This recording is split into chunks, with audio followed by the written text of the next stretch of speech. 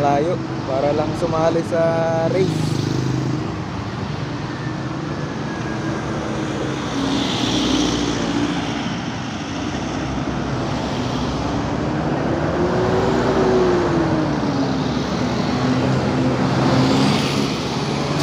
Siyempre napagod na sila, kaya naman ayun, oh, malayo pa yung uuwian nila.